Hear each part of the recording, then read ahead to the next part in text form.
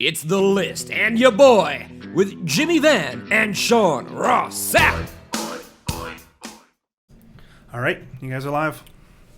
What's up, you guys? Sean Ross Sapp here, managing editor of Fightful.com. It is November 29th. This is the, 48th edition of Listen Ya Boy. It's almost the 1 year mark, Jimmy. Yeah.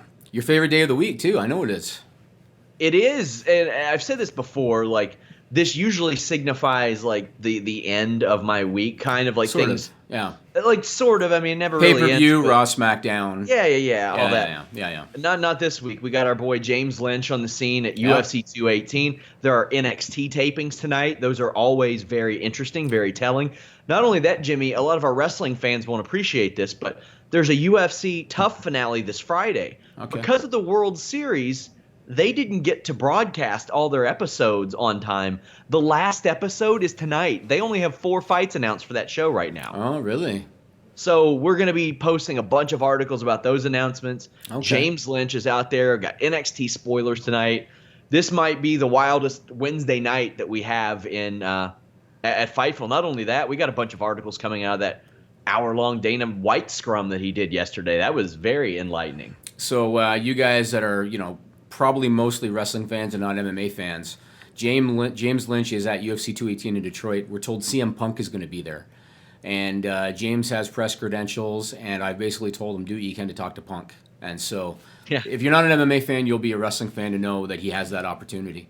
So first and foremost, Sean, U.S. Thanksgiving. Well, before you get into it, Yep.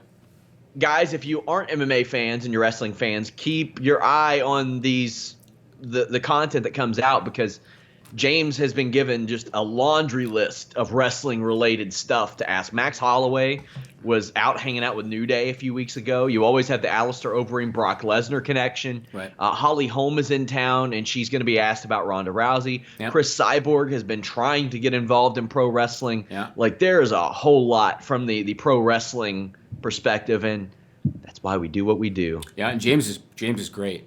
Oh, he's awesome. He's really good. So you guys are going to like that. So Thanksgiving, how was it for you? U.S. Thanksgiving? It was good. I don't get a lot of time off, and I expected there to be some big story that broke last week. It happens every Thanksgiving. Yeah. There really wasn't. I actually got a little bit of downtime. It was pretty cool. I got to do the the Black Friday craziness breakdown video. Saw that. That's on our YouTube, Psychos. Why is it that only happens in the U.S.? Because Canada has Black Friday too, but we don't have brawls and shit like that, right? And stabbings and shootings and stuff. In the U.S., it's crazy. It wasn't that violent this go around. It's better. It wasn't. Yeah, it was mainly just crazy stuff, like people yanking stuff from each other, not a lot of throwing punches and all that. Right. To me, here's my thing. I said on that little broadcast, for me, I go there post-apocalyptic Black Friday. I see what's there the following day, maybe buy some stocking stuffers of what's left. It's a weight between time and value for me. Yes. Going to that store at 3 a.m. or at 6 p.m. worth the time?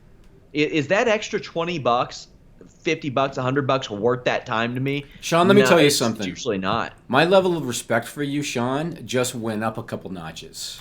Yeah. Because you would not believe how many people, and I saw Nigel was nodding, and so I love you already, but Nigel was nodding. So you know how many people don't equate time to money? And all the time. On Black Friday, so I took Black Friday off because my wife and I had some errands to run for a new house. And we had the radio on, and there was a woman on the radio that said, I got up at 5 o'clock this morning, and I went to Walmart for Black Friday, and I was able to save $20 on a crock pot. And I looked at my wife and I said, getting up at 5 a.m. was worth saving $20 to this woman? You want a crock pot? Go get married, because that's all you get. That's the only gift people get you are crock pots. I'm not going to suggest she's single, Sean. Not going to suggest it. But they don't equate time to money, and it kills me that people don't make that, that comparison. Well, in my career, I have went from per article to per articles with stip-ins to contracts, things like that. So I've found the way to balance that, to make it work no matter what. And to me, time in that scope, man, I could be doing something much better. Like sleeping for an extra 2 or 3 hours. Sleeping, There's I don't value like to in sleep. that. Yeah, but I mean, there's going to be deals on Amazon. There are deals online. You're right. I've I've got a few 4K TVs in my house. They all work great. I've never spent more than like $400, $500 for one. I mean, like, I don't need Black Friday for that. Is it worth me getting in that mess? No. Yeah. But I'm glad it's worth it to somebody, Jimmy, because it got us content. I suppose. I got a lot of stuff to cover today, man. So let's try to knock some of these out quickly. So once again, I want to do a giveaway. I don't know if you've already got one planned out. I do. Oh, is it already posted on the forum? No, but it will be. Okay, so we're going to give away this Jack Specific Ric Flair. Once again, it's signed by Ric Flair, but it's made out to John. So keep that in mind. I am going to be having some very interesting prizes coming up for people because I got a buddy that is hooking me up. I'm going to be getting some signed, like NWO 8x10 signed by Hogan, Nash, Hall, and Mean Gene Okerlund. And different stuff like that. We're going to give it all away in the forum. No, I want the Mean Gene Okerlund woman. I got to restructure my deal. I got to get signed Gene Okerlund 8x10s. If it means a pay cut, you got a deal.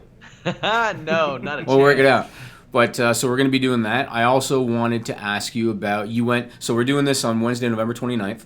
Last night was a SmackDown taping in Kentucky, Sean? Yeah, Lexington, Kentucky. The first one at Rupp Arena in 6 or 7 years. And how was it? It was okay. I mean, it totally talked me out of going to the Cincinnati show in a couple of weeks because I got tickets very cheap. I never care where I sit. Didn't really want to hit up WWE for comps or anything like that because I hadn't decided until yesterday if I was even going to go or not. But Brian, our associate editor, assured me he had everything taken care of. Jeff and Anna did a great job on the post show. I did a run-in on the middle of our post show from the middle of Lexington.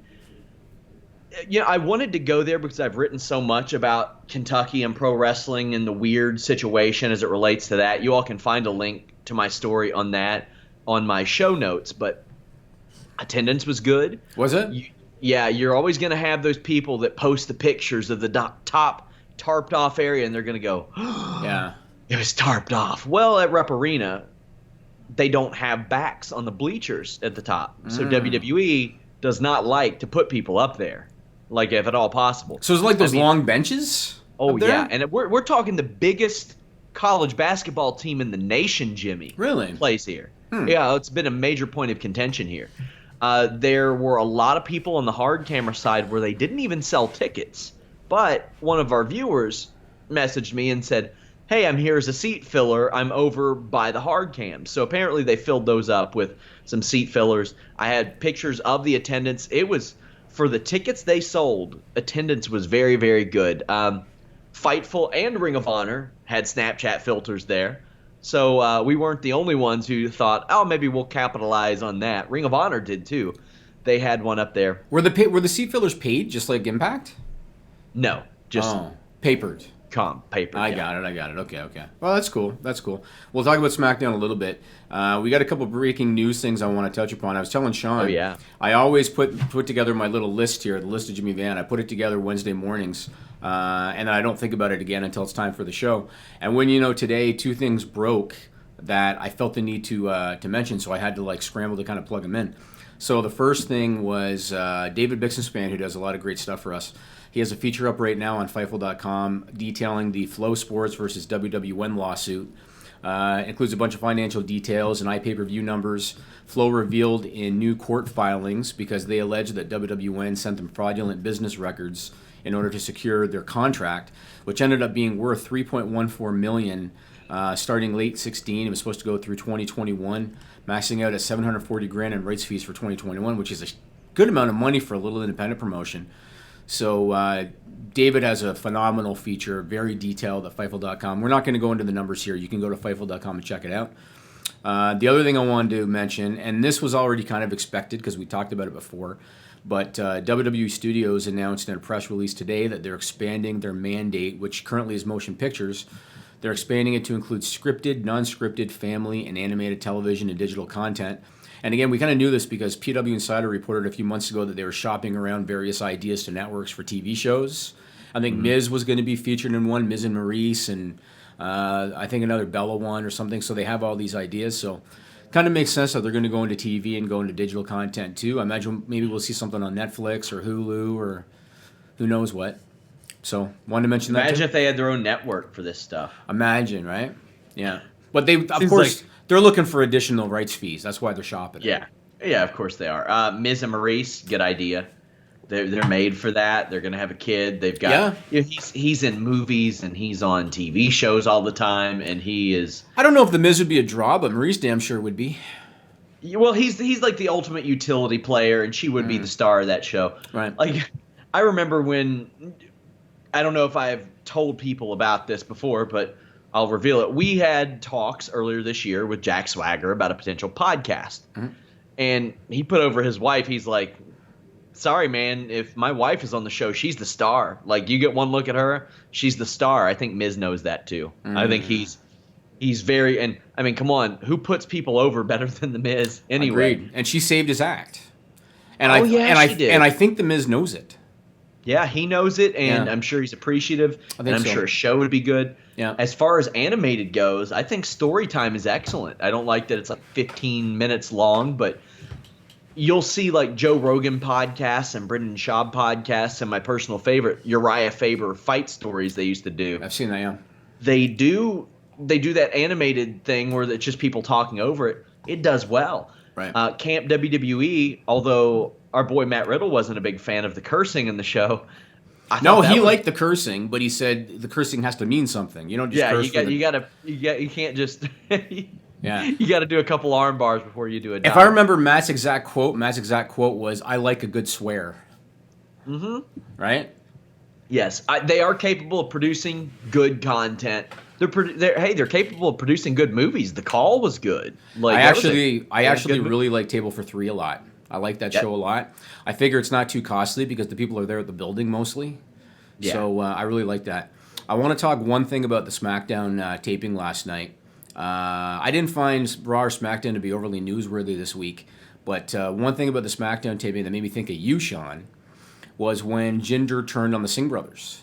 After the Singh brothers lost to AJ Styles, I immediately thought of Sean Ross Sapp and about how Sean Ross Sapp for weeks has been suggesting that Jinder turn on the Singhs, and I think you said you want the Singhs to be positioned as kind of like an Indian Hardy Boys.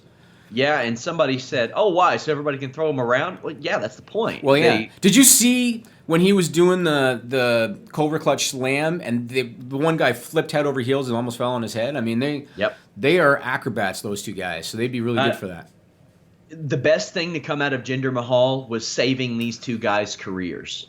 Right. Because they had just muddled around in like Rinka King and GFW, and I'm not talking like nationally televised GFW. I'm talking like minor league baseball park GFW.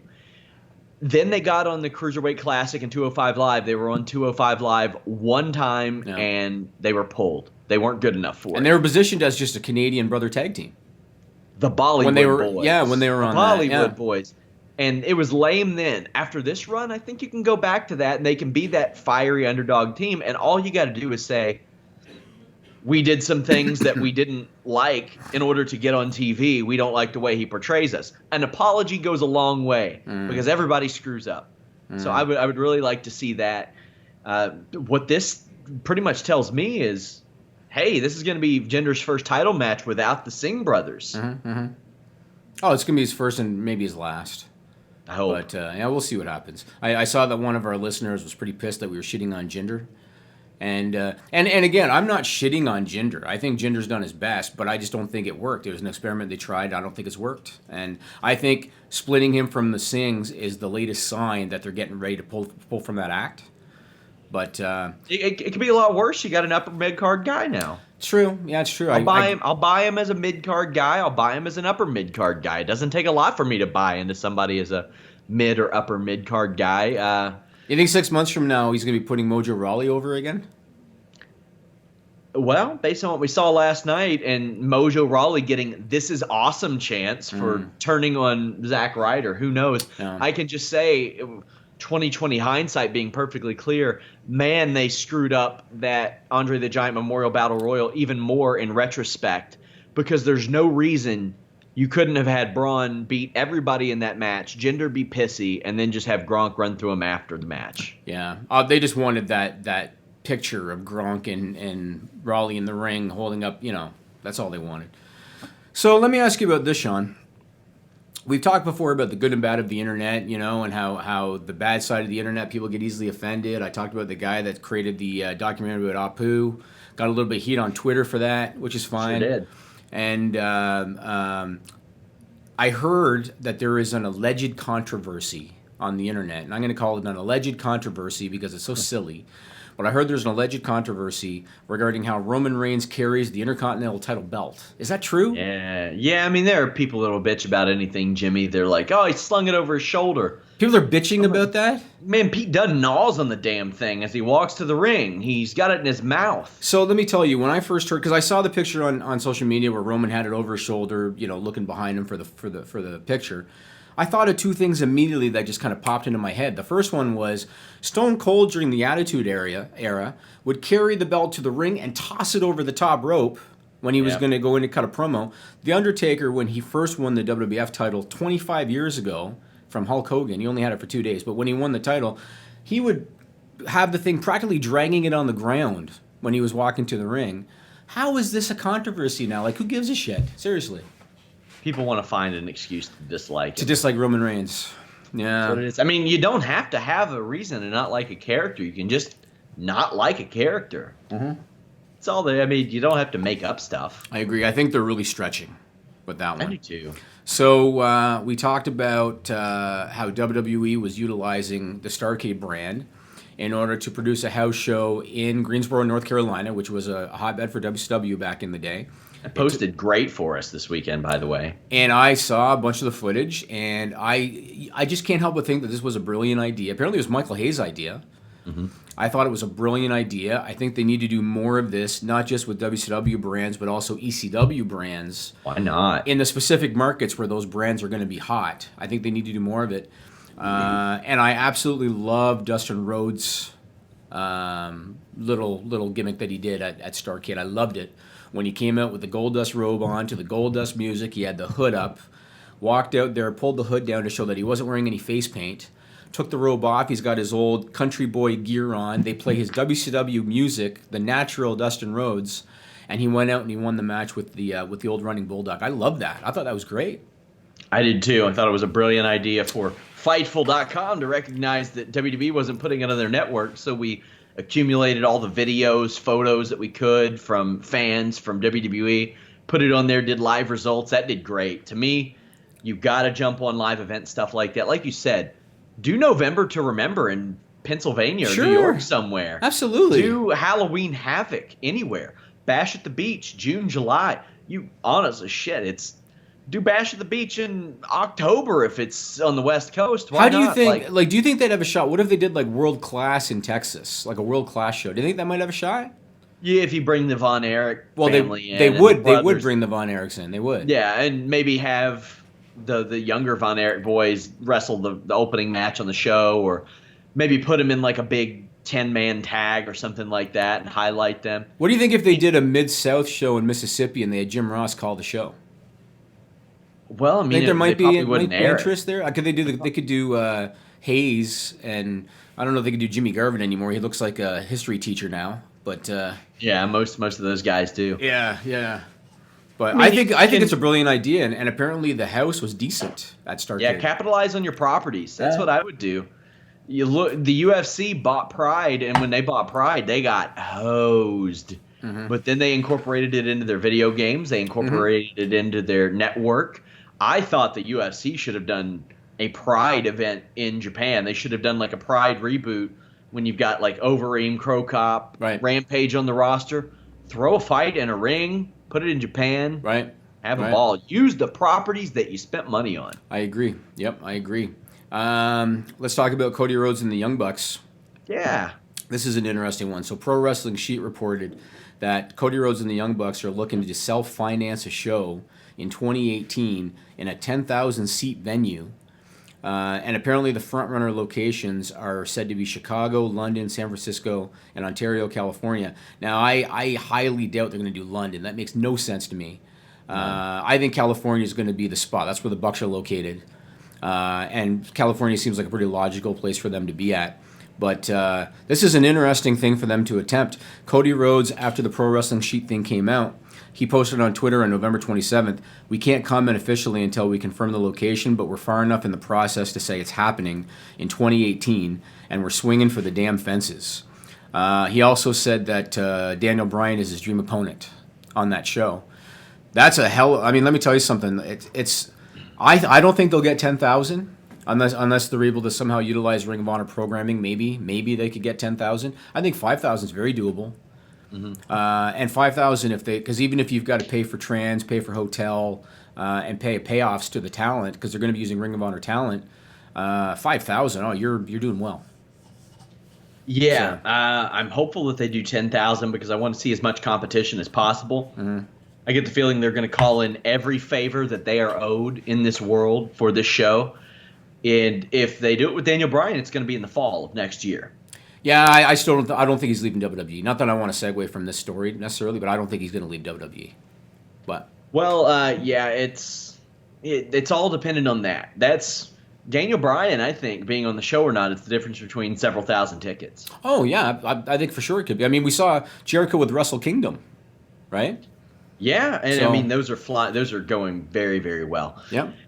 I don't want to say it's impossible because there have been things that I thought were impossible that have just happened before, and anything's possible. And with as hot as they've been lately, but I mean, you never know how hot they'll be in 9 months. Maybe they will be, maybe they won't be at all. Maybe something happens that completely disenfranchises people to them, or maybe there's something that makes them hotter than ever. I mean, people thought that.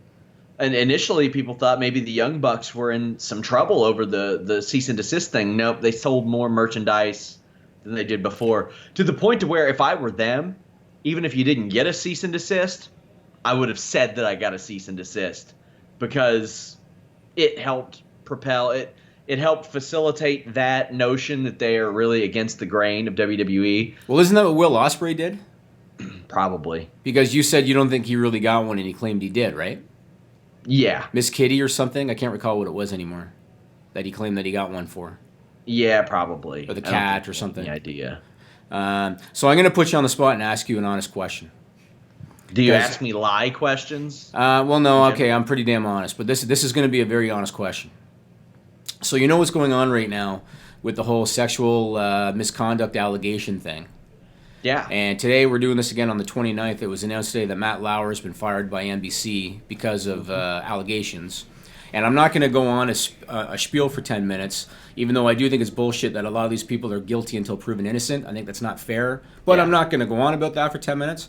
Here's the question I want to ask you, Sean. Do you think that there's anybody in WWE right now that's feeling a little hot under the collar, that all this stuff is coming out and that everything is making the news and guys are losing their jobs? And do you think there's anybody in WWE, without mentioning names, that might be... virtually everybody with a penis in the world right now is a little hot under the collar. But do you think there could be anybody that maybe they're a former WWE employee, maybe they felt slighted by the company? Do you think there's any possibility that these guys are waiting to, come out with an allegation? And I mean, who knows, right? Yes. Yeah. 100%. Mm-hmm.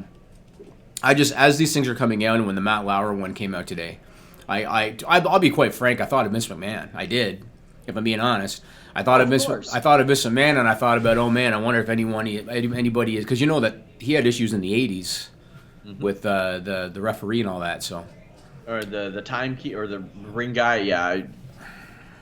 Mel, what's his face? Yeah. Mel Phillip. Well, no, but there was a female referee, and there were allegations. Oh, yeah. Yeah. I could say that could happen and likely will eventually. Yeah. Interesting.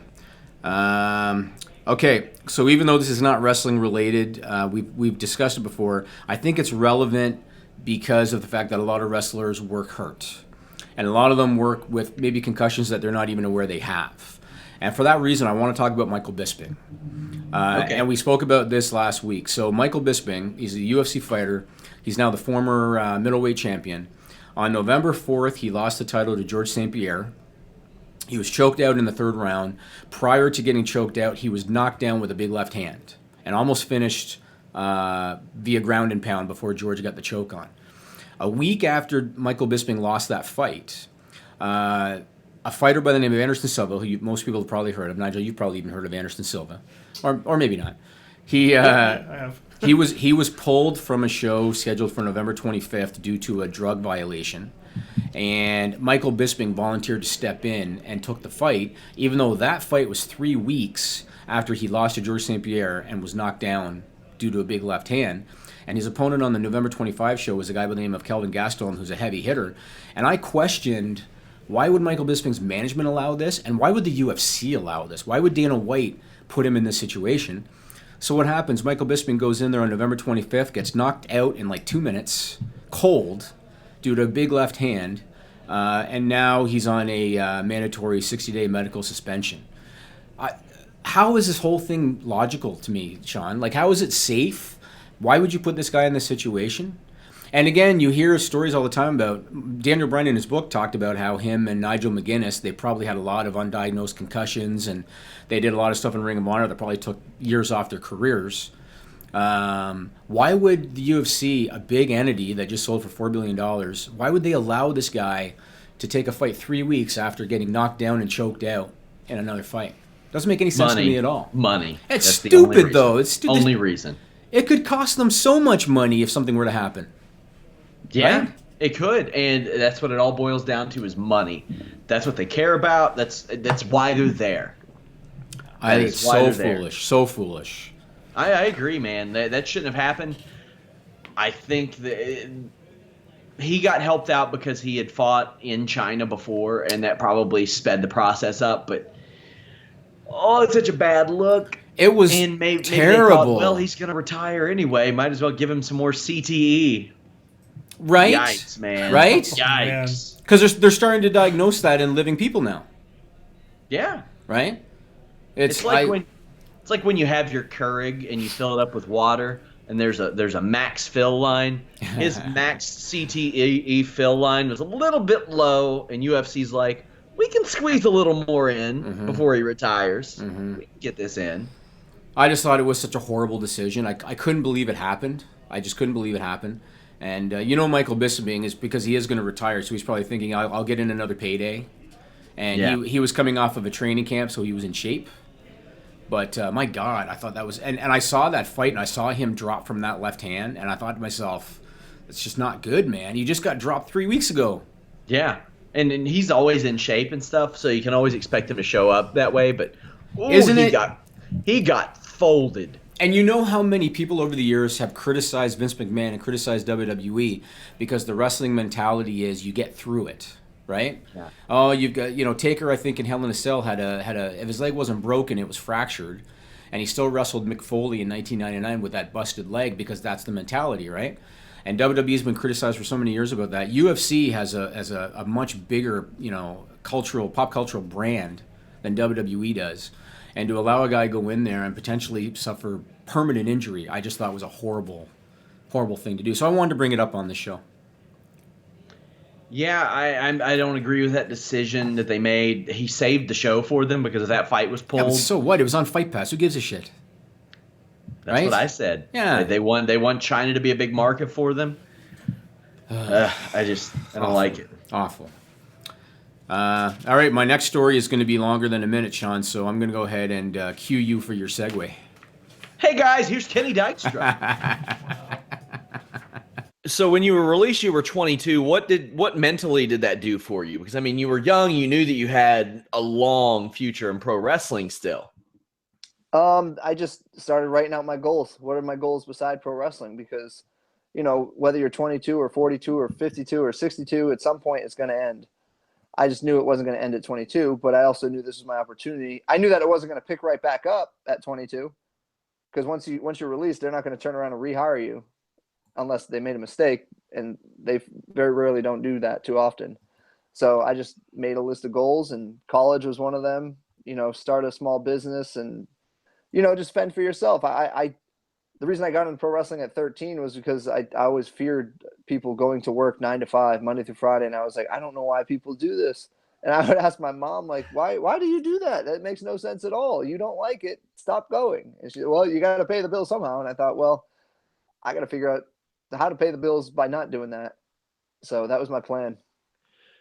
You seemed like the kind of guy a TNA would be interested in. You were young, you were a big dude, you had WWE experience. Did they ever reach out? I did a dark match with them. I worked Homicide. Oh, here's what happened with TNA. Yes, actually, they did. They brought me down.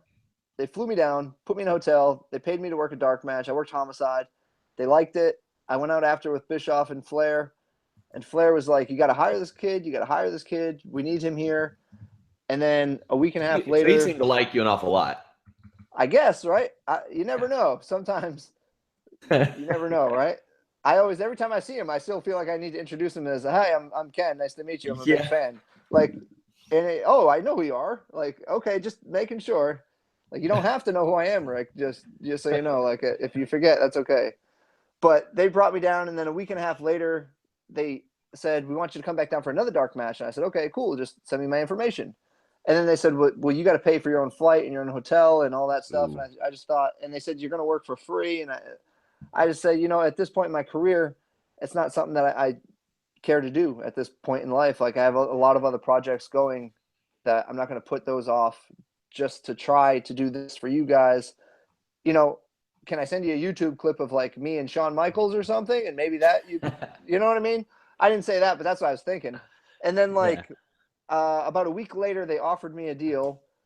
And then the deal was, the guarantee was so low that, and by the way, I'm always thinking of things like business wise. And like, that's just my mentality all the time. And after being with WWE, I know what it costs to rent a car. I know what it costs to get a hotel. So when I broke down their deal, I broke it down and they were still doing house shows. So I emailed them back nicely and I said, let's assume that I do your house shows Friday, Saturday, Sunday, whatever. With the cost of me renting a car, the cost of me renting a hotel, the cost of me eating 3 times a day, and then your pay on top of that, my take home is going to be about $200 a week. I'm not going to do that. I don't want to be a homeless TV star. You know what I mean? I'd rather not be on TV and be able to live. So I just respectfully declined their offer. That's interesting. But as of recent, we haven't heard anything. One of my favorite things that you did outside WWE was the Chikara King of Trios in 2014. I've always loved that tournament because they do stuff like this. That's great. They brought you, Johnny, and Mikey in.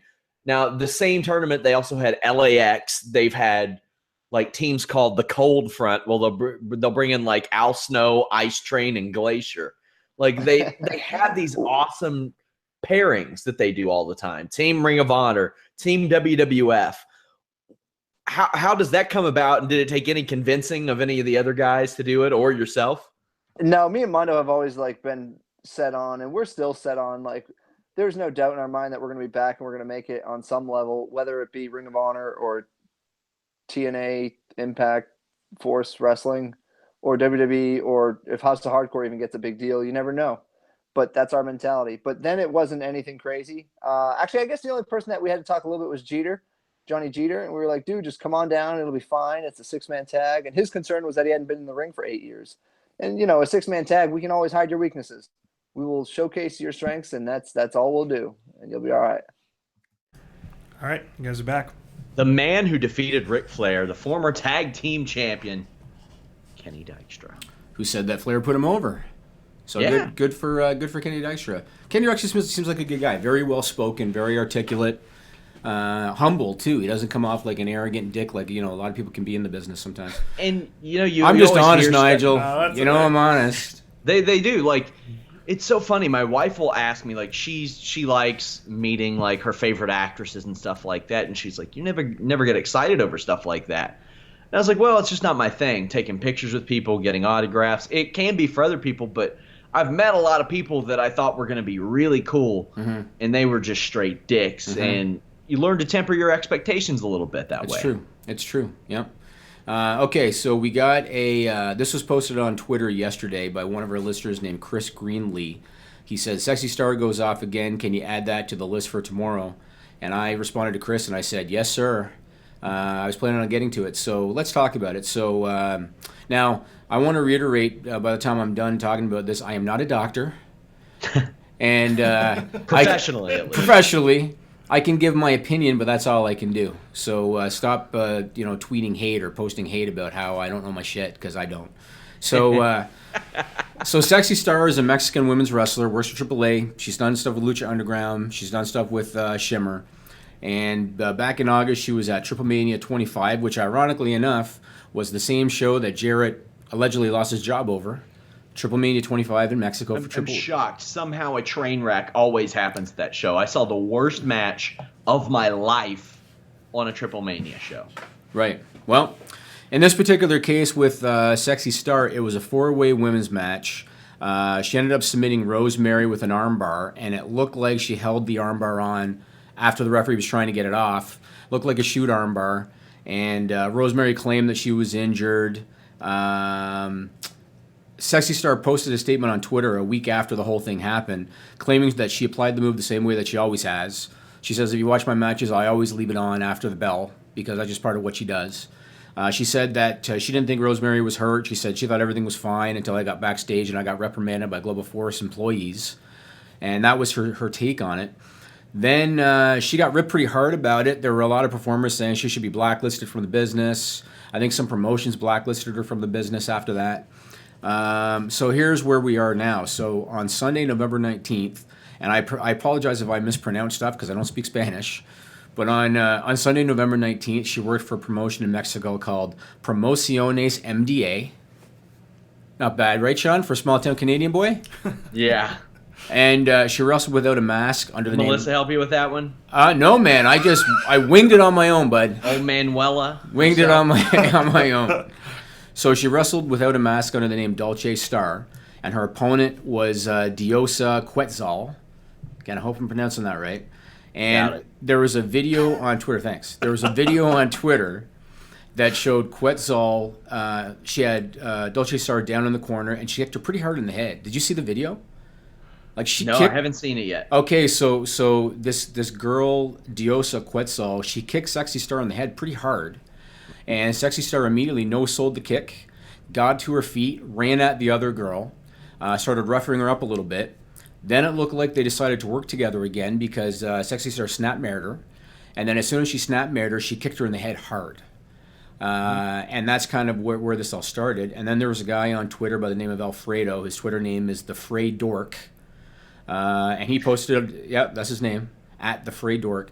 He posted on November 28th, quote, I was there ringside taking pictures for the website I work for, and I can tell you, she, meaning Sexy Star, was like that all match. It didn't start with the kick from Diosa Quetzal. Her kick was kind of a receipt for everything she took before. So he's suggesting that Sexy Star was rough with the girl the whole match and shooting on her the whole match. And so Chris Greenlee, our listener, that's why he wanted us to talk about it, because it appeared that she went off again. Now, all I want to say, because again, I'm not a doctor, a couple days after Triple Mania, when she had the armbar incident, she was on a reality TV show in Mexico. That's the first time she ever addressed the incident, was when she was on this reality TV show. She made reference in that interview to representing women who have been mistreated physically or emotionally. She made reference to having gone through domestic abuse and depression. And so it sounds to me like maybe she's got her demons, and for whatever reason, maybe when she's in some of these matches, maybe it triggers something in her, Sean. I mean, I don't know. That's the only thing I can think of that would make any sense. It's a physical form of entertainment. Stuff like that happens. I can share a story. We used to do our catch wrestling team. Catch wrestling and pro wrestling are very close associated. Like, you could pick out somebody from our catch wrestling team and they'd be able to work a pro wrestling match, very basic, on an indie show, knowing what they know. We had guys come in, pro wrestlers, and one of which had kind of a reputation for not being the safest. But we did it as a favor to bring him into our open house, and he was against a guy in his first match. That raised concerns with me, so I straight up said to him, you need to be safe with him. If you're not, he's going to detect it, and he's going to take care of himself. In the match, aforementioned debutante, Sebastian Dalton was his name, had to do a double wrist lock takeover and kind of hold the guy down because he's getting fucked up during the match. Mm-hmm. And if Sexy Star or this other woman feel like one is taking liberties with the other, you got to protect yourself one way or the other. If maybe Sexy Star didn't think she was laying it in that much, maybe she did. I've got to watch the video to kind of decipher this, but maybe. I mean, I look at it like this. So when you think of a guy like Vader, because Vader had a reputation, right? And what everybody always said about Vader is Vader's going to lay into you because he wants to know that you can take it, and all you do is hit him back hard. And once you do that, then he'll respect you and work with you. And that was always the line on Vader. Yeah. In this situation with Sexy Star, let's say that that's her how she works, right? Let's say that's how she works, and let's say that she was working stiff with this girl because that's what she does. As soon as she takes a stiff kick back, she knows soul that gets up, starts roughing with the girl, roughing up the girl. Yeah. That's not how you react, right? Unless, like you said, she didn't realize that she was being stiff with her, which is possible. Yeah, there are people I've seen in the ring who you'll do basic stuff with them, and maybe they just don't know what's going on, especially when you're green. I don't know how long this other woman's been wrestling. Yeah, I'm not sure. I know Sexy Star's been wrestling a long time. Yeah. I'll get some more information on it, but I've seen people that are green that just don't know how to get out of stuff, and they get frustrated thinking that you're maybe messing with them when it's just something really basic, like a double wrist lock. Some guys don't know how to get out of that. They get a little frustrated when they realize they don't know how to get out of that. Whose fault is that? Mm-hmm. It leads to stiff shots here, stiff shots there. So I'm sure that Sexy Star will come out and talk about it and blame the other person no matter what. Yeah, I'm sure. We'll see what happens. I want to talk about Dave Batista. I admittedly thought that he was done with WWE, not interested in WWE. He was on Jericho's podcast. When was that? Earlier this year, Sean. Yes. And he indicated on Jericho's podcast that he had wanted to do one more run in WWE. He wanted to do a program with Triple H. He said that Vince McMahon and Triple H were not receptive to him coming back. And he told Chris Jericho, I'm done asking. And that's what he said, I'm done asking. On JR's podcast, he was on Jim Ross's podcast last week on Podcast 1. He kind of did an about-face. Because what he told Jim Ross was that he wants one more WWE run. And here's a quote from Batista. He said, yes, I would love to go back. The reason I have not gone back is because I don't want to do a one-off. I want to go and I want to wrestle. I want to do some house shows. I want to be part of the program. And the one-off thing, the cheap pop thing, it doesn't do anything for me. So now it's a matter of scheduling if I can go back and if I can get injured. And if I get injured, it's going to affect something else. He also said in the interview that he's in regular contact with Vince McMahon. And so I'm kind of curious what happened. The only thing I can think of is maybe when he was talking to Jericho, Vince wasn't responsive to him. And maybe now Vince is responsive to him. And so maybe now it's opening up the lines of communication. I mean, we talked about this before. This guy now is a pretty bona fide Hollywood actor. He's in Guardians of the Galaxy, Guardians of the Galaxy 2. He was in the James Bond movie. Why would you not want to do business with this guy? Blade Runner. He's got like 4 or 5 movies coming out next year. Why wouldn't you want to do business with him? Hotel Artemis, the Avengers movie, he's in that. Right. Good God. Well, if you remember a few years ago, the last time he left, by the way, in a couple of months, he'll officially have been away from WWE longer this time than he was the time before, which is weird to think. I don't think that they expected Guardians of the Galaxy to do so well. And if they did, I don't know how you don't capitalize on that. Do you think, now, because we've talked before about that WrestleMania press conference.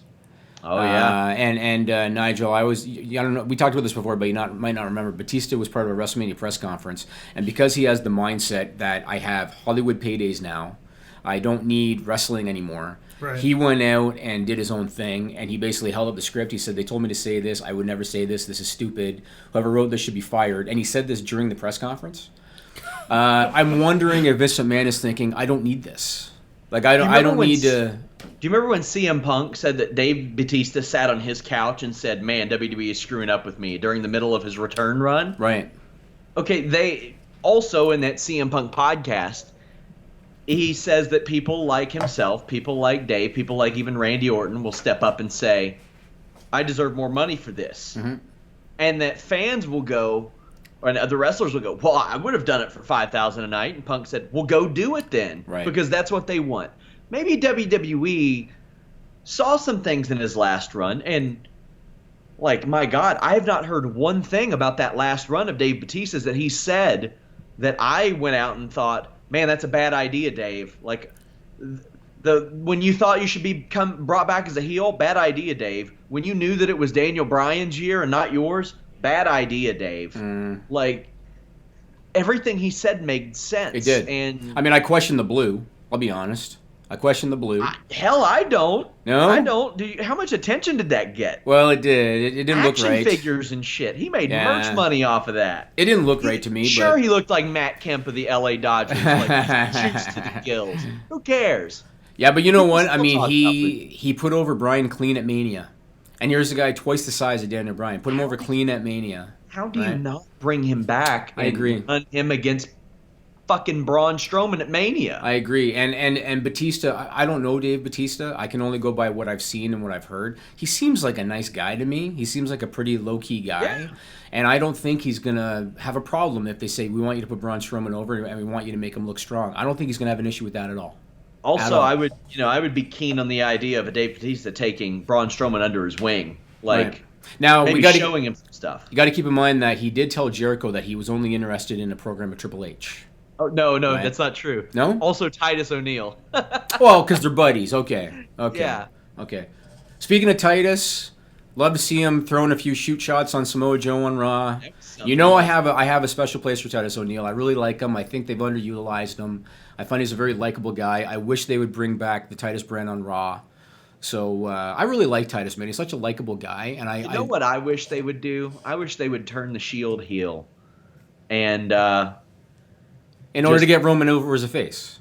That's the only way you're going to do it. That's the only way you're going to do it. Got to give up on Roman Reigns as a face, and now the Shield are getting booed because of him. Yes. So I'm like, shit, man. I You agree. got your big baby face in Braun Strowman. Yeah. Go with it. Just go with it. I agree, and that's why. If you want Brock Lesnar to be a baby face, he can be. Yeah. Brock Lesnar is a utility player in that degree. But see, people pop for Brock Lesnar because I think they respect his credentials, right? Sure. So when he's out there German suplexing people get behind that.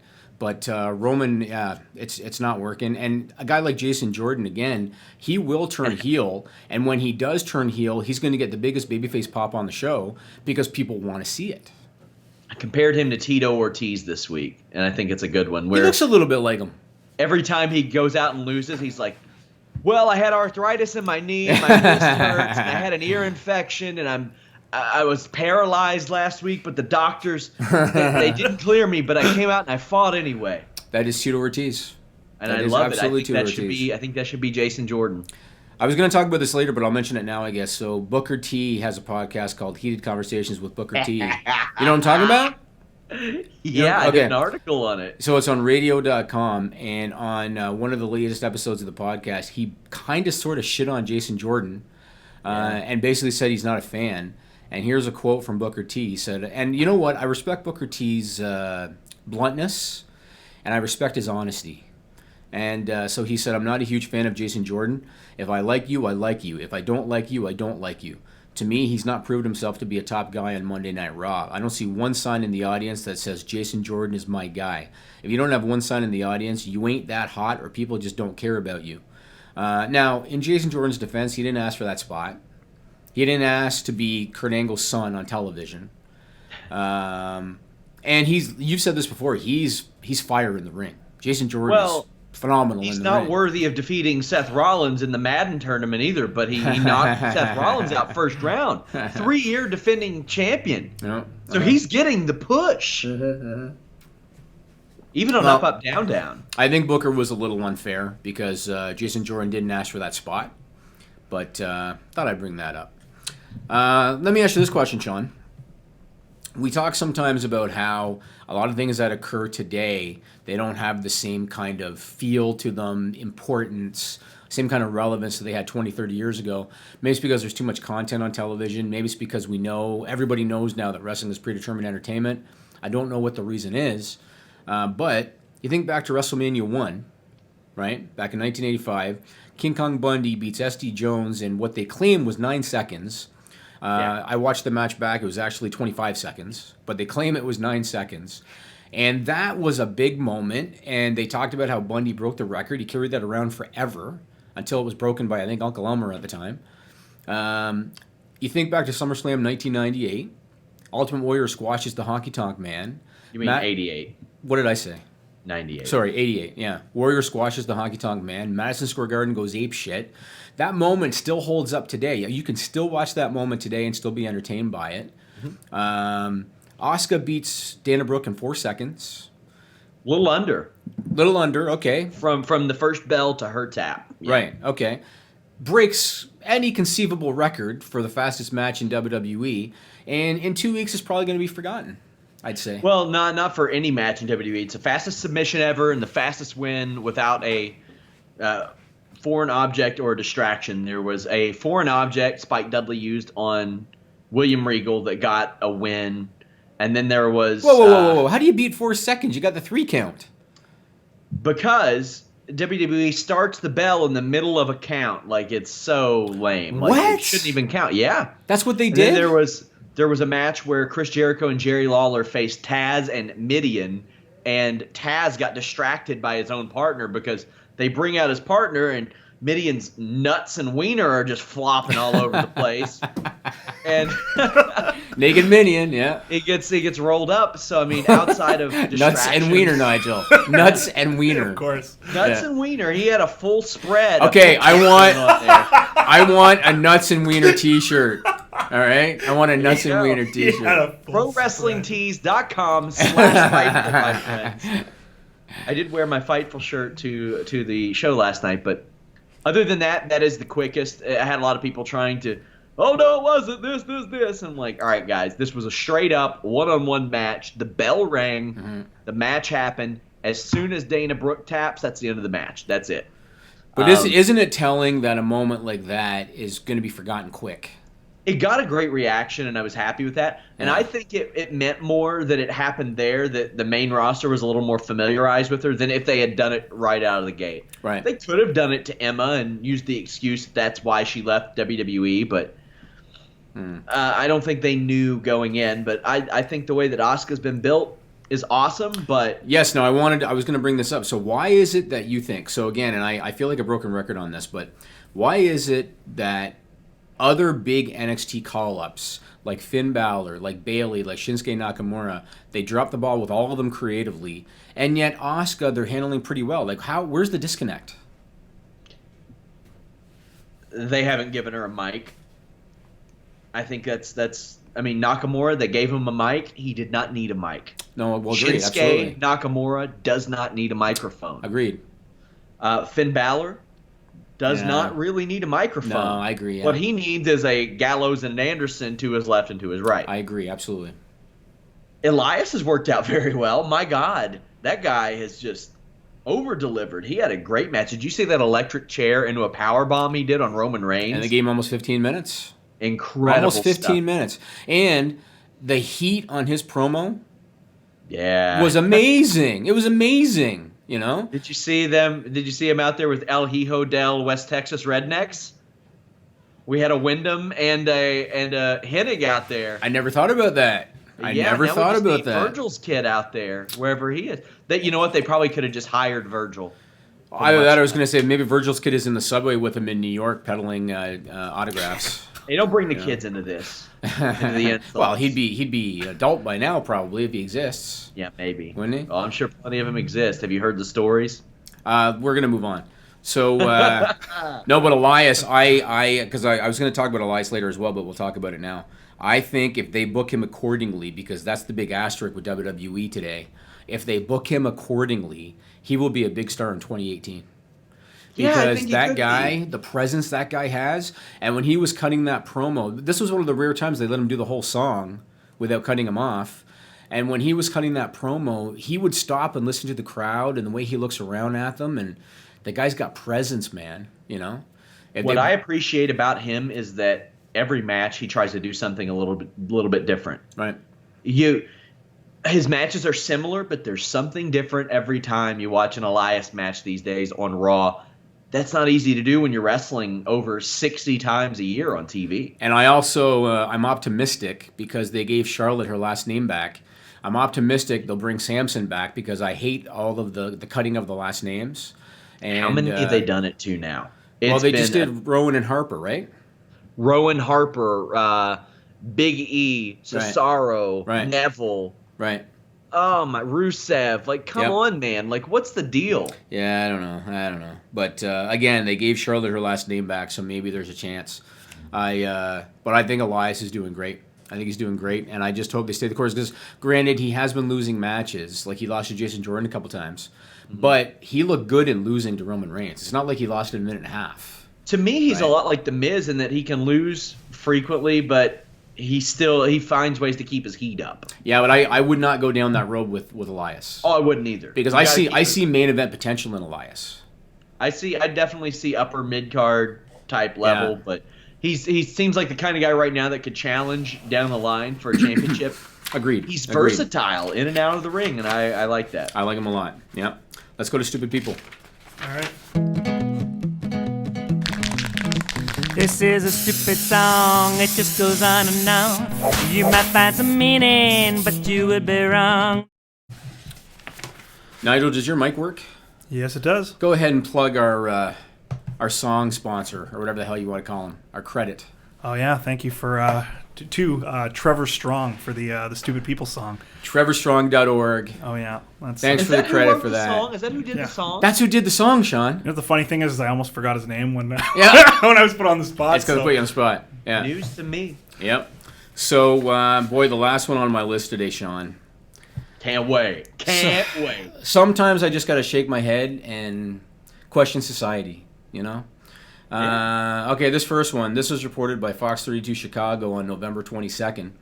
A high school English teacher from Northwest Indiana was charged after students posted a cell phone video on social media of her doing drugs in her classroom. Oh, that was far more tame than what I expected. Well, but the teacher's sexual stuff happens in the U.S. every day, so there's no need to mention it. Yeah, that's true. But, what drugs were they? Cocaine. Cocaine? Yeah, if you're a teacher, it's probably the drug you're going to do. In your classroom. Yeah, in your classroom, it's probably the drug you're going to do. Did you watch the video? It's pretty sketchy. I did not watch the video. She was in a corner or something, right? Yeah. Yeah. So Were there students in the classroom? No, they were standing just outside. I guess they walked by and saw her. I think they just filmed her through a door or something like that. Yeah, 24-year-old Samantha Cox. She was charged with felony possession of cocaine as well as a misdemeanor charge of possession of paraphernalia. What's it with coke these days? Like it's making a comeback or something. Like I've had a couple friends. Are you thinking about a side business or something, Sean? I've looked into like Jail Tracker and stuff as the local mugshot place around here, and I've seen like some people that I knew that I went to high school with like getting arrested for coke, and I'm like, what goddamn DeLorean did you hop in to find that first off? But like to go and use it, it's not you jamming out to Morris Day and the motherfucking Time, dude. What's going on? This next one, why is it all these stories always take place in the U.S.? I don't know what it is. So this was reported by the Associated Press on November 27th. One person was killed and 11 people were injured when a Jeep Cherokee with 3 people car surfing on the roof swerved off a road and crashed in Pitcher, Oklahoma.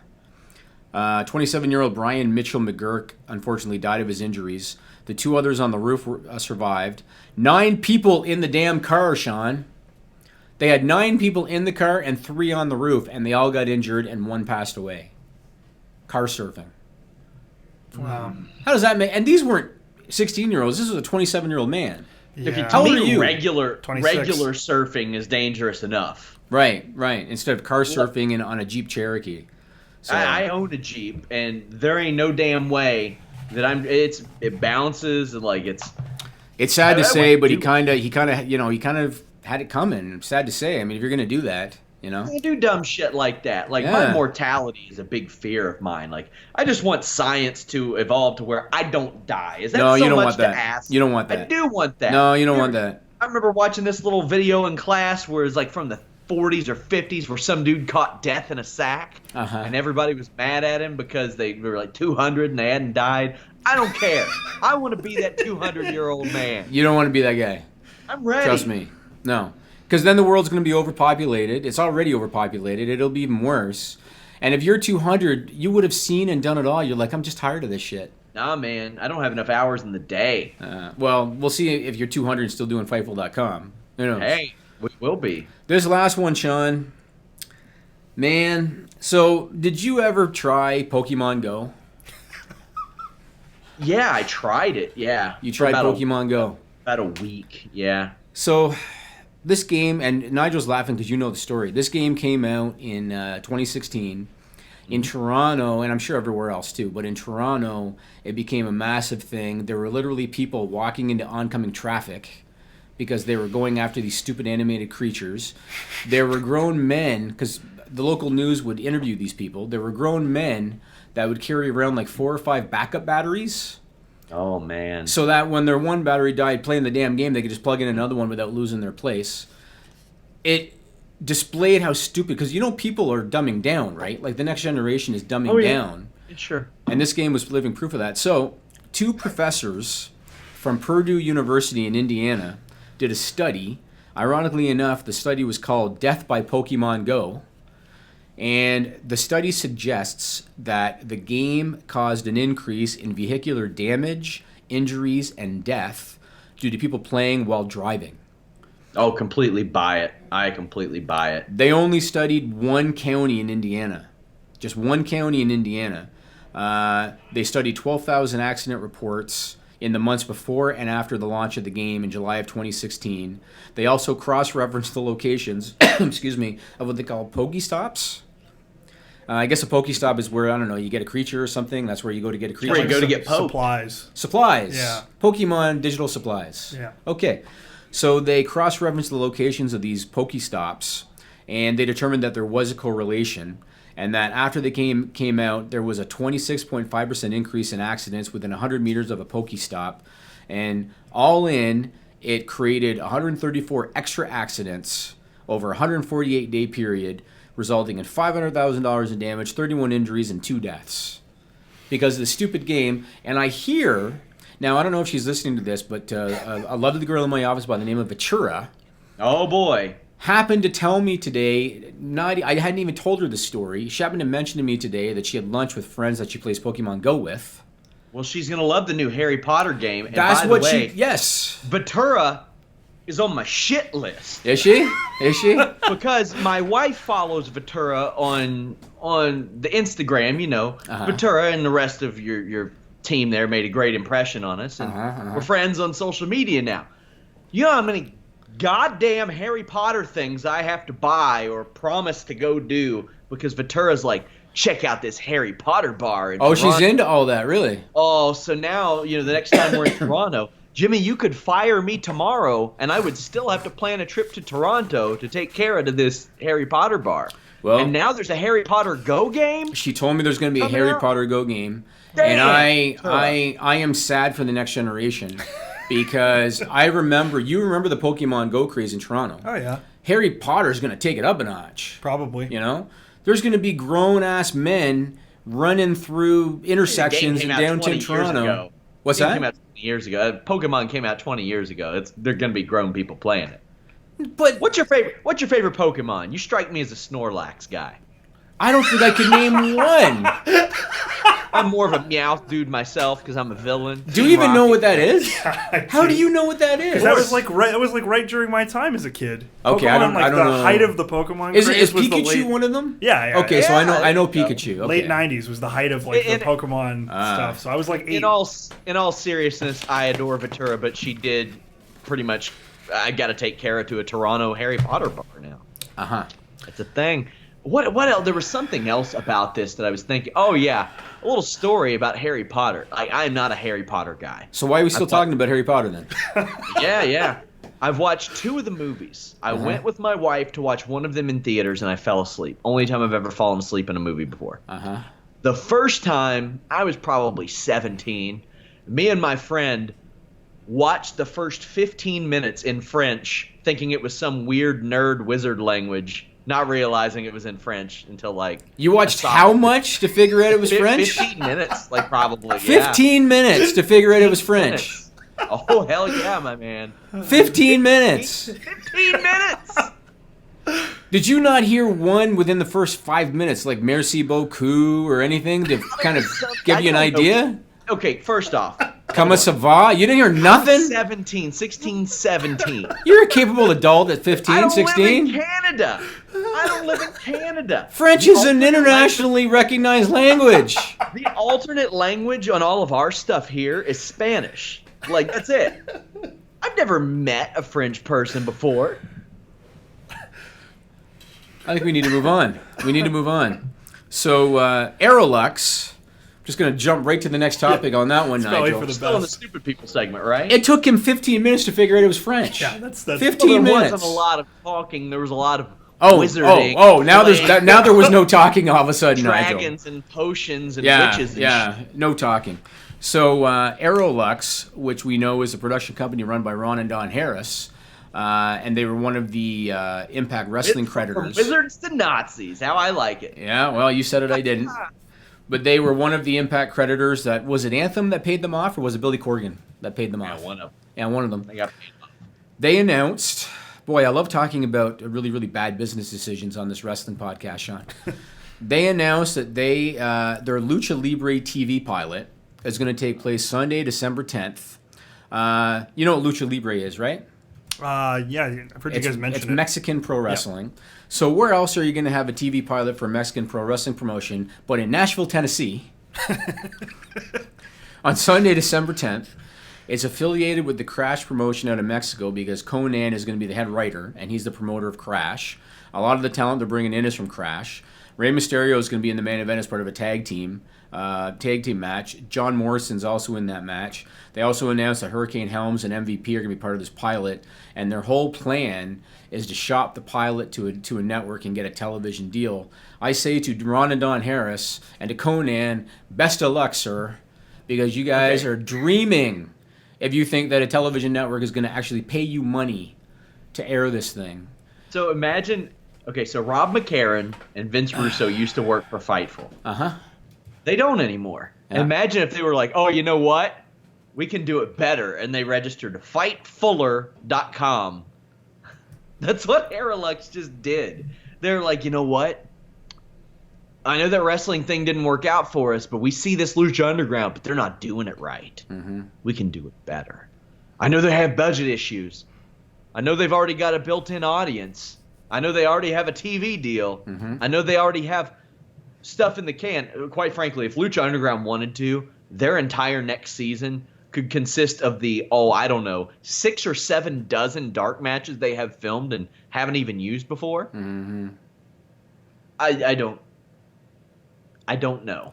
I don't get My it. first question is, so Jeff they're... Jarrett's so getting involved in this, by the Oh, way. yeah, I'm sure because him and Conan are tight, so I'm sure he will. So they're targeting the Lucha Libre wrestling fan, meaning they're going to be targeting the certain southern U.S. states, I assume, and Mexico. They're filming it in Nashville, Tennessee, Sean. What is a Lucha Libre fan going to think when they tune into this thing from wherever I didn't write down the venue, but they're doing this thing in Nashville, Tennessee, and they're filling the card, with all due respect to these guys, they're filling the card with guys like Hurricane Helms and MVP and John Morrison. At least John Morrison's been in Lucha Underground, I guess, but how do they possibly think they're going to get a paid TV deal out of this that's going to actually make them money? How is that possible? I don't think they thought that far ahead. They just wanted to do it because Lucha Underground was a thing, and they think there's that target niche market out there somewhere. Man. Yep. Man. Do you think there's any possibility that they already have, like, a line to a network? And do you think there's any possibility? Well, anytime that stuff like that happens, I assume they do, but then they never really do. I mean, Jarrett didn't. He didn't. Yeah, and I thought that Jarrett stood a decent chance at maybe finding a way to get back on, well, now the Paramount Network it'll be, but after his public situations of late, I don't think that opportunity exists anymore. It wouldn't shock me to see Paramount, soon-to-be former Spike TV, get involved in wrestling again because they know it can deliver numbers to a degree. But are they going to get involved with AroLucha taping out of Nashville, Tennessee? Hell no. By the way, I have people still asking me about. I was going to do a Spike TV long form when they moved to Paramount because Spike and wrestling just went hand in hand. I had another long form that kind of came up that I'm working on right now, and the Paramount one is being pushed to next year. But I was talking to some people about that. I was going to talk to some of the people from Slam Ball. Do you remember that? Yeah, vaguely, sort of. Yeah, Slam Ball, the trampoline basketball deal. Okay, Had some cool people I was going to talk to. Well, you know what? If AroLucha is funding this, and I think they are since it's called AroLucha, if AroLucha is funding this, and Rey Mysterio doesn't normally come cheap unless he's doing a favor for Conan, Just walk away, boys. They are going to lose a lot of fucking money. Walk away. It's a bad idea. It's a bad idea. I don't know why these people, do they not have a CEO of some sort or somebody with some kind of business acumen that can step in and, isn't it amazing, Sean? Isn't it amazing? Man. It doesn't surprise me as it pertains to wrestling. Oh, it's unbelievable that these people don't understand the kind of money they're going to lose. Let's talk about Impact Wrestling, since we've been talking about brilliant business decisions. Now, this is one case where maybe they are doing something right. We talked before about the debacle in Ottawa when they decided to do a week's worth of TV in Ottawa. I thought it was a horrible idea. They ended up having to pay background actors to fill seats, which negated whatever rental deal they got on the venue. So now they've announced that their next TV taping is going to take place between January 10 and January 15, and it's going to be back at the Impact Zone in Orlando. I think that's probably a wise decision. I'm sure they're going to end up back in Canada at some point in 2018, just because of the tax benefits and the U.S. dollar and everything. But, man, go back to what's not really worked, but worked better than Ottawa. I guess. And a lot of refs and wrestlers are local to the area, so if you're bringing people in, right, it's going to be cheaper that way. Right. Probably more experienced refs locally too than what you were dealing with in Ottawa. I would imagine. Yeah, maybe. You have an audience there, but yeah, things are going to look that roster. It looks way different than it did a year ago. You all wait just a couple of months. It's going to look. By the summer, it's not going to resemble what it does right now. Do you think Impact survives 2018? No. I do not. And I hope they do. I absolutely hope they do. Absolutely hope they do. But no, I do not. I think that I think the knife is put into them maybe after Bound for Glory, something like that. Yeah, they spent a lot of money. And I never said that. I don't think I've ever put it out there like, oh, I don't think they'll last past this. I would be very shocked. They were so lucky to see 2017. I mean, so lucky to see 2017. But they just all they've done is bled money. That's all they've done. Yeah. I mean, whatever the Fight Network's revenues are at, whatever, because I know Anthem has more than just the Fight Network, but whatever revenue they have, they just basically took a big chunk of that EBITDA, threw it into Impact Wrestling. So if they didn't have a tape library, they would not be around right now. Yeah, I don't see the value in it that they do. I just don't. They spent millions of dollars. I don't see the value. I don't either. But to WWE, it could be valuable. You could release tons of DVDs and network. Oh, and they will, because that's where it's going to end up. So you could go back and repiece. Oh my God, WWE could go back and okay, you've got Kurt Angle documentaries. And there's a whole bunch. Bobby Roode, AJ Styles, Samoa Joe. And you could retroactively film stuff with those guys and splice it. You could resell revised editions of DVDs and stuff, adding TNA to their career because it was such a big part of so many guys' careers. Right, for sure. Okay. It is not yet a part of a guy named Jack Swagger's career. Although many compare Bellator to TNA, I don't agree with that. Bellator's got a Viacom behind them. And now Viacom, Bellator, behind Jack Swagger. Just before that announcement, I spoke to Jack Swagger about wrestling, about MMA, about a little bit of everything. Here's our boy, Jack Swagger.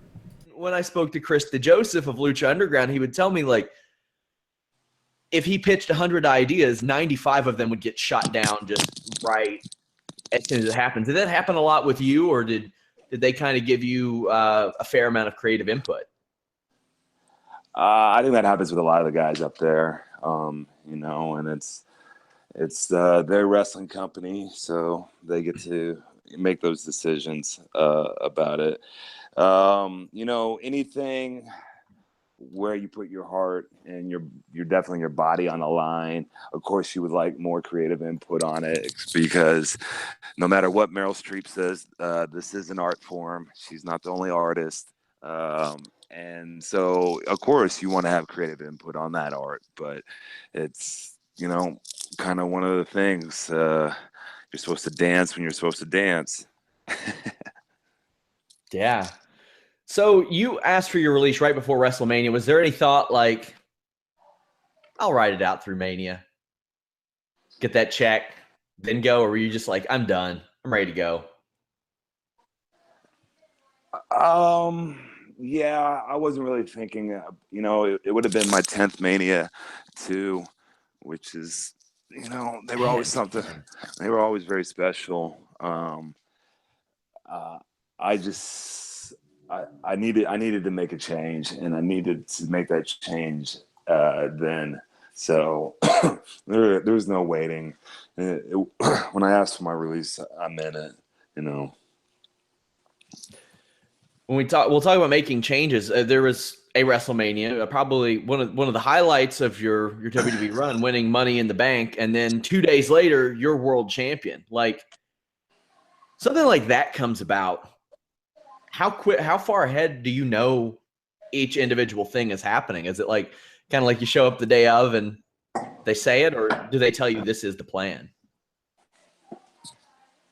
Yeah, I think today with most storylines, they have like some of it planned out a certain ways, but not too far. And then with most storylines, it's kind of like a day-to-day thing. Like they maybe have an idea of where to go with it, or some of the guys are working on some ideas on which way to go with it. But it's all like how they're feeling that day, I feel like, when they talk about it. And that's how it was for me. Won it on Sunday, and then teased it Monday.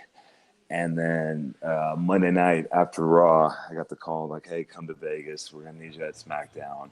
And so like I kind of had the idea, just because it was the Money in the Bank briefcase, something was going to happen then. So I got a little heads up just from it being kind of obvious. But other than that, I was in the dark until a couple hours before the show. Now, as I was doing my due diligence before this, I noticed lfrlife.com. Yeah. Explain that to me. Let's fucking rage. Cole, can we say that on here? Yeah, of course we can. We don't have to deal with it. We don't have to deal with censors. Let's fucking rage. Yeah, so it's a couple things. We got kind of it from a favorite movie of ours, Grandma's Boy. My wife and I. Love that movie. Yeah, it's a good one. And when we're dating 3 months, we got, I don't know if you could see it, LFR tattoos on our wrists after 3 months. And so, did the big couple faux pas that you shouldn't do. And, luckily she is still here beside me, beautiful than ever. So LFR has kind of been, like our motto, and always something that we would say. And like, if you could come up with your own clothing line, you get to name it what you want. I think that sounds pretty cool to me. So yeah, if it blows up, you all can sell robot legs like the guy wanted on Grandma's Boy. See, being me, I am a douchebag. He was phenomenal. Oh, what a great movie! It was fantastic. Yeah. Also, on your Twitter, it lists you as a chili dog enthusiast and a chocolate milk activist. So I'm going to need your favorite of each kind. Where is your go-to chili dog, and what is your go-to chocolate milk? The go-to chocolate milk is easy, True Moo. It's the creamiest. Yep. It's you just can't beat it. Growing up in Oklahoma, I thought the best brand was Highland, which they're good, but True Moo came on strong last couple of years, which I'm very excited to be talking about. And I'm always looking for that good chili dog. I can make a mean one myself, a little sauteed onions and garlic in there, but we won't talk about that. We're back. Old Jack Swagger. I have a few more interviews lined up, including one right after this, but I don't announce them until I get them in the can. But let me ask you this question, Sean. Go ahead. Sorry to cut you off. So Bellator is doing a heavyweight tournament. Yes. And it's conceivable that one or more of those guys might get injured prior to their fight. Yeah. Do you think there's any possibility that Jack Swagger is going to be an alternate? There's a possibility, but I would say that Justin Wren, who might win the entire tournament, he was on the Ultimate Fighter 10 with Kimbo and Roy Nelson, if you all want to remember back that far, or Bobby Lashley. both of those men should have been in the tournament anyway. You think Lashley could be an alternate in the tournament? Oh yeah, he's 5-0 in Bellator. He's like 16-2, 17-2 in But MMA. hasn't he been sheltered against not top flight competition? He wants them. He's wanted Fedor. He's wanted all these guys. I mean, anybody could be. I think Nigel can beat Fedor. Yeah, at this point. Yeah. So let's talk about this. So this week they announced the names for the 2 new female groups in WWE. Paige's group is called Absolution. Yep. Which is great. And the SmackDown group is called Riot Squad with 2 T's. Ruby Riot's name now has an extra T on the end of it. And I saw it posted somewhere, it might have been Ryan Satin, who said, why the hell did they change her name and add an extra T? I have a theory, Sean. Okay. So there is a punk rock group out of the UK called the Riot Squad. And my theory is that they own the IP. And that WWE decided we really like the name Riot Squad because Ruby Riot's the leader of the group. And I really like that name. And then either they did their due diligence, and I'm familiar with this because whenever I trademark something, my lawyer will do due diligence on it too. So I'm thinking that they like the name Riot Squad. Their lawyer did their due diligence, saw that this punk rock band owns the IP, put an extra T on it in order to get it through. And that is my theory as to why they made the change.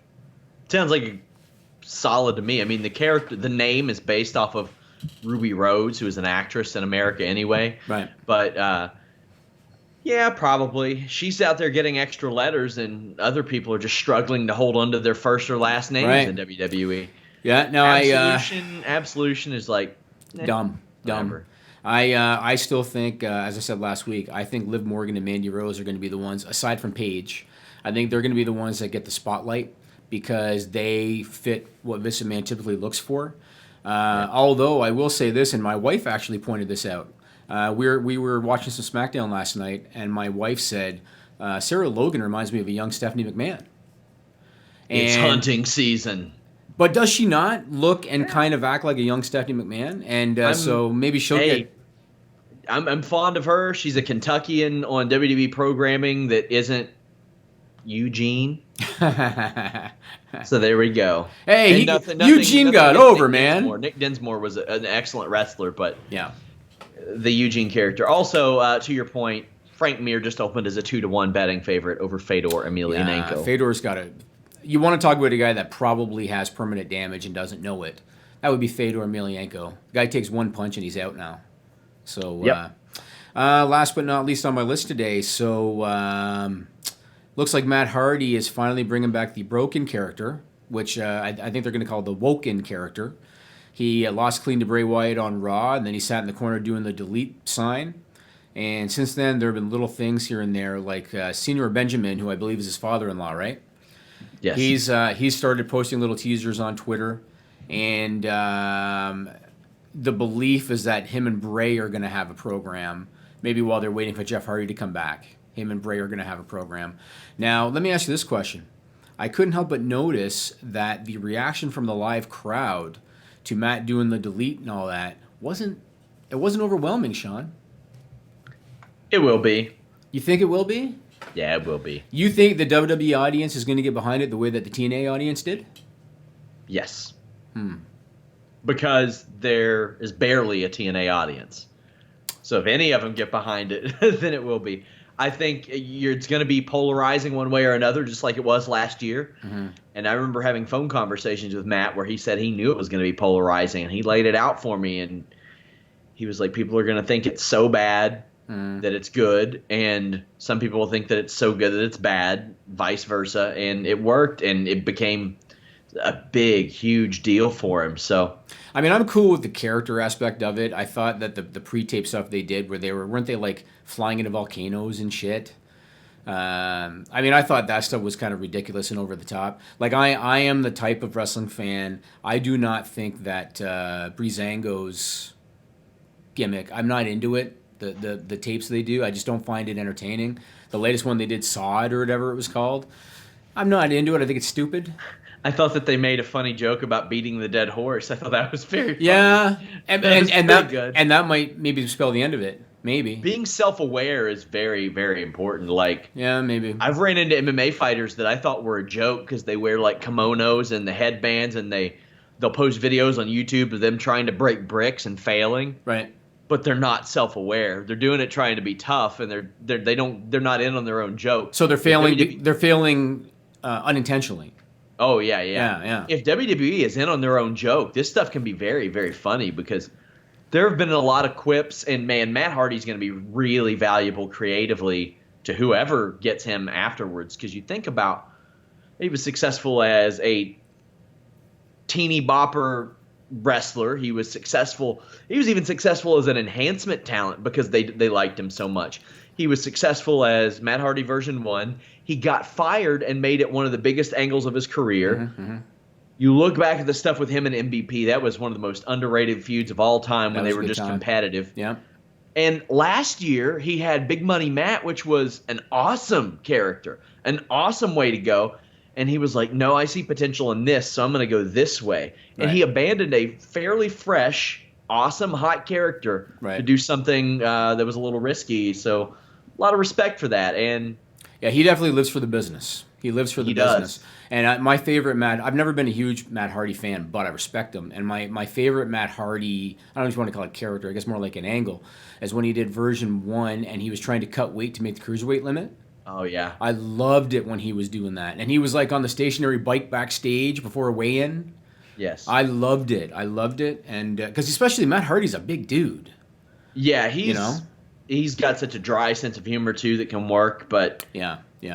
Now he's able to set people up for, I mean, like in 20 years, if his kid never wrestles, his kid can do autograph signings now at wrestling conventions. He brought him out for Starrcade, too. You see that?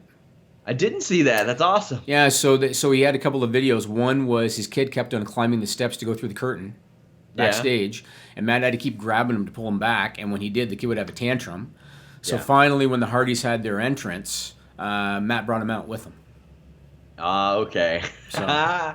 So and I guess the last thing is, so if the speculation holds true, and if it is going to be a program with Bray Wyatt, do you think that could hurt Matt's ability to get over because of the fact that Bray's pretty stale, or do you think that could reinvigorate Bray Wyatt?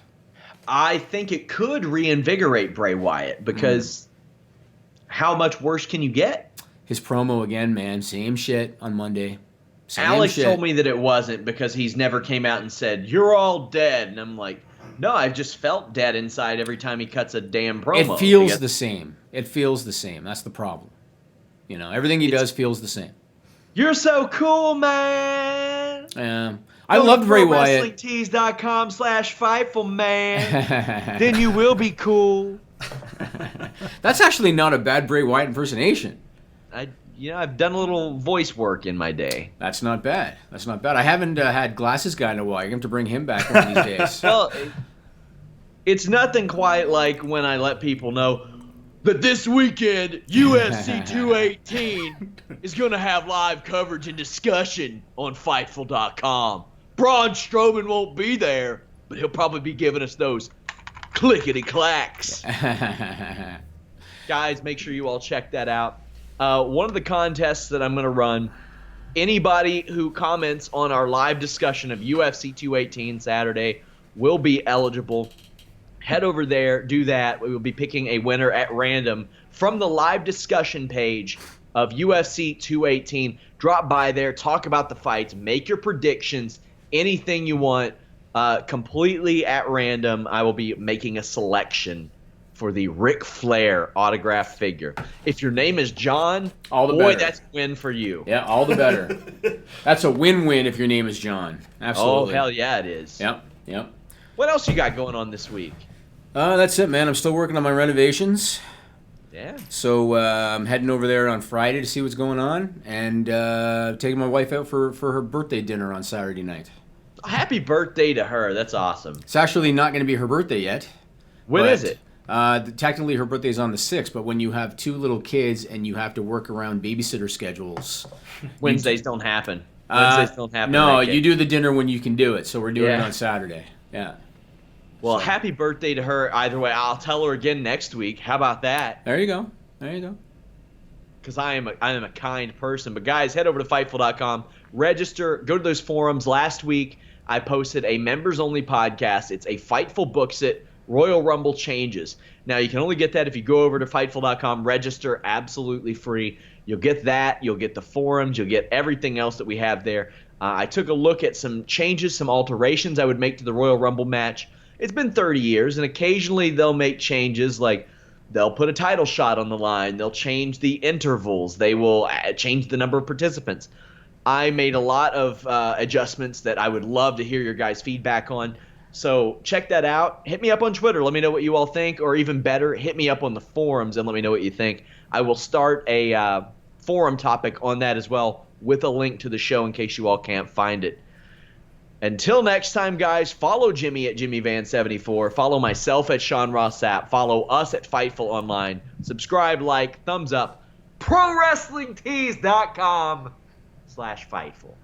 We're out.